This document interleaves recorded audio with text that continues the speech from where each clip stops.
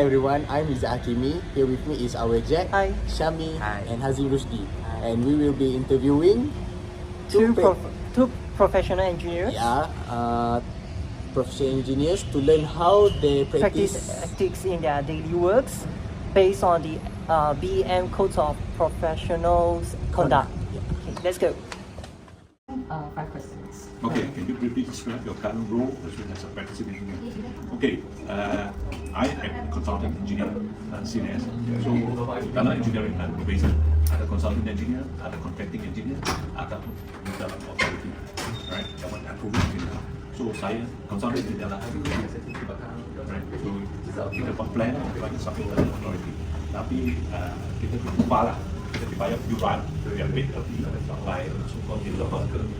Then apa yang kita buat, what we do is do all the plans based on number one, our code of practice. Sekarang EM, Eurocode yang noticing years in O, and then kita subject, kita buat plan berdasarkan pada undang-undang. So number one is UBL. You understand what UBL, Uniform Bylaw.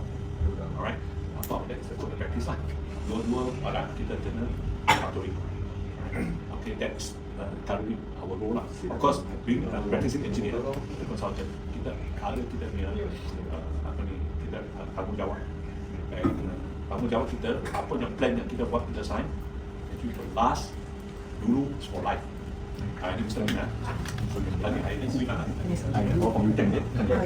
okay, how do you apply the BM Code of Professional Conduct in your daily work? So just now, you're saying that your code of conduct, professional conduct, there's one very basic one. You are not supposed to be the professional, so you are not supposed to talk back to your fellow consultant.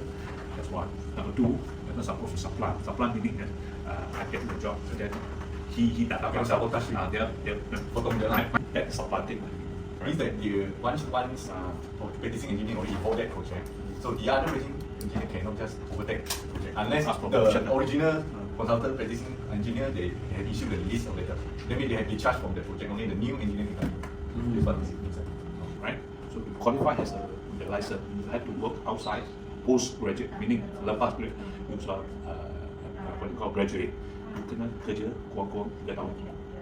Bawa engineer, ataupun tu kena daftar dengan EN, berbagai probation sebagai graduate engineer.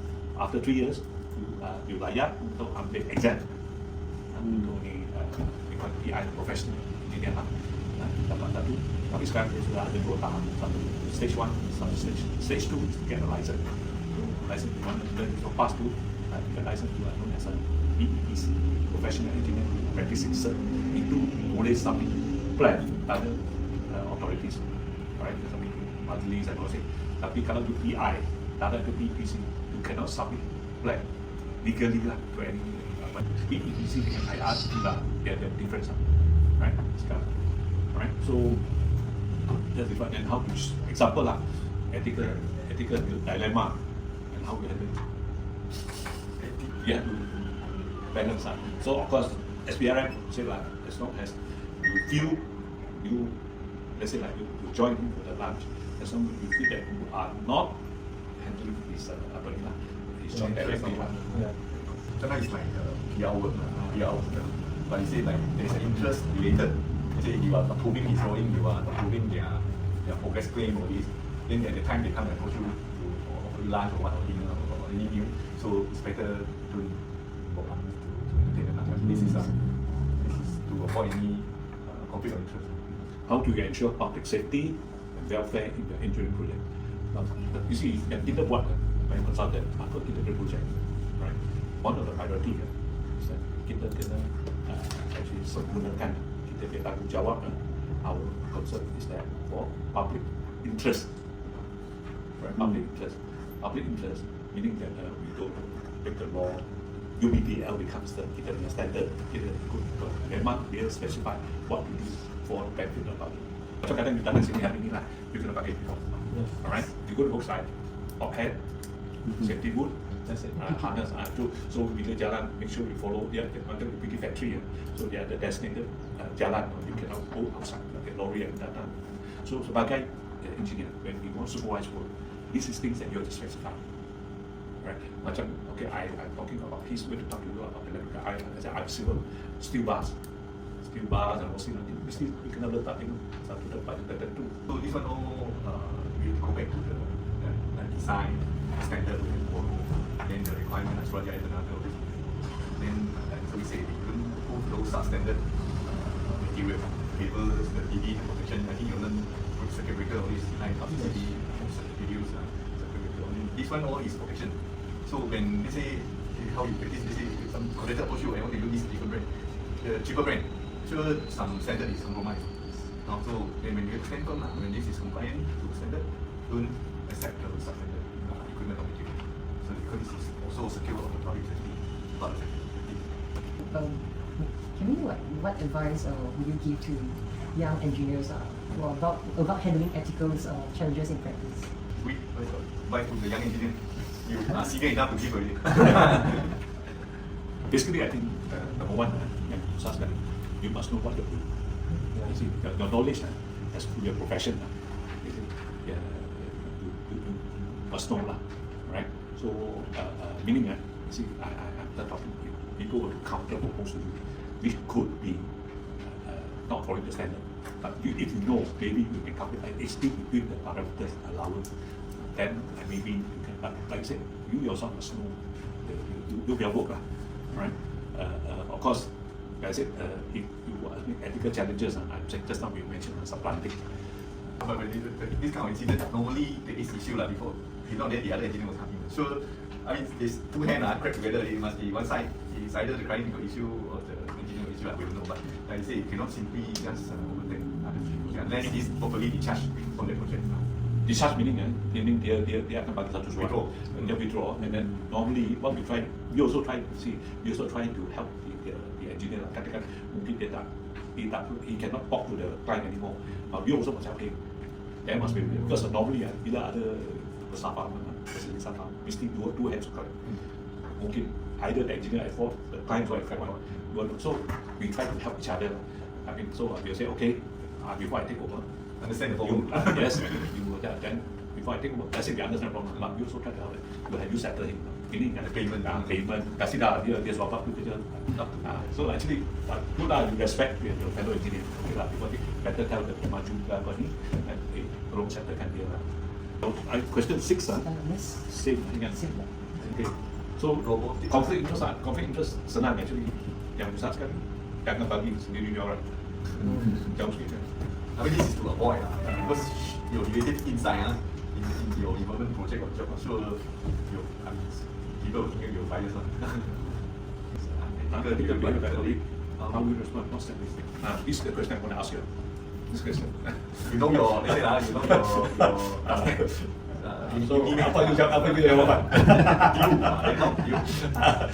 You found the bullet. Are you going to report that?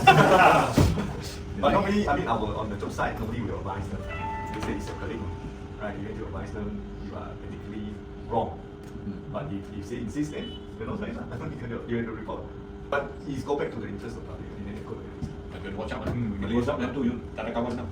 So I say, house, you must know how serious is it. But the one that report, right, is like protected by the whistleblowers. No, whistleblower, dia tu juga. You see, they act under whistleblower provision. One of the provisions is that you must be neutral. Tengok. Tapi kalau whistleblower ada interest, and then if you are part of, if you remember the case Sabah, Sabah yang dia whistleblower yang kebukaan politik lah, tentang orang ada rasuah. But the Whistleblower Act, he wants to be covered, protected by this, but Whistleblower Act cannot because he's involved. Oh, because he's benefiting from the Yeah, he's involved. He's one of the fellas. This one, in your opinion, how well do engineers in Malaysia follow the code? They say it's very bad. Very bad. So, but like I said, hopefully, slowly, I hope engineers realize I should do it last time. I pinjam kawan dia report. So you pinjam, dia okay. Kalau you pinjam, tapi you study the thing, then you produce your own. You jangan pinjam tu. And then you copy, you just expect copy and paste. So kalau you dapat degree, ethical is wrong. But whatever you do, I said the basic thing is that you must know what to do. Right? And then you katakan comment or anything else, make sure the subject matter that you are talking about, you are well versed. And then you tahu 50% things, try to comment. And then the other, you comment something not right against somebody else is not fair because you don't need to start. Ethical awareness, number 9, Indian among indigenous officials. Actually, we promote lah, kita ada last time dulu, tapi sekarang sudah ambil sebabkan orang katakan dia engineer sudah makan sudah bagus dulu. Tentang tahap 1 untuk professional engineer dia ambil exam. Salah satu question berdasarkan pada code ethics. So kita ada bagi 13 question essay. So write essay. Tapi is that is test of opinion. My question is current effort, whether it is sufficient to promote. But like I said, we remove it lah. We remove it already. So the payah sekarang, the code ethics question is taken off. Otherwise, dulu we had to write one essay on one question. Kita bagi dua yang pilih satu antara out the 13 lah. So then you write, right, essay 2,000 words lah. Tapi sekarang sebabkan banyak lecturers, mungkin dia tak ethical lah. Biasa lobby kerajaan keluarkan, tak payah lagi. Itu not ethical lah, itu tak, but the lembaga sudah kecualikan. So now if you go for the exam, you don't have to technical. No more correct. Section B is still have one. One technical, but not necessarily. If you are technical, you can present. If you present your interview, it's good that the interviews accept. You can wait that one also. Two essay, one essay. You can wait, but we save time. Ask them to write the technical essay. But ethics no more. But this is one of the ways for you to pass the professional engineering exam. So essay is one of the, the ethics topic is one of the essay. Tapi sekarang tak ada lah. Tapi sekarang actually we learn a lot of things through macam ni lah, discussion. So itu sekarang and then from that we learn. This kind of issue is okay go back to human. You know the ethics, but how you practice in this kind of environment. Number 10, I think we just I think you should know what you're doing. That's what correct. Right. Important, you must know what you're doing. Right. What is your knowledge must be there. You know the standard, so you know what is the limit you can accept within the design or within any practice. But if you don't know, then you simply accept it. You also don't know is it wrong or correct, right? Because you don't know. I think basically, I think you need to. I think in your mind, to me, the most what you call the most pertinent point in your mind of ethics corruption. But it's not really Major part, but it's not everything. Corruption can be in terms of money, corrupting the mind, subject matter. So that's also corruption. But you pakai tahu apa contact. Tapi when your thing is corruption in terms of money, so that's why I say. Then if that's the case, then one question I push back to you: are the politicians ethically right? So I mean, you see the latest one. Very simple question. Actually lifted the sanctions on the cartel after the heat. That's why I say. So he said it's for you to prove, but he said no. No, what he said that mowing is not going to him. It's belong to the country. But he says after I use, because I will put in the library. I mean the American Air Force library. I mean for them to use lah. But they're going to spend they're going to spend 150 million to upgrade it, to standard to Air Force One. Right, one they got missile, they got special bullet proof, also communication system. So, but I said government thinking, not proof it. Government. I thought it's more on safety, on site safety only, but but also they also touch about ethics.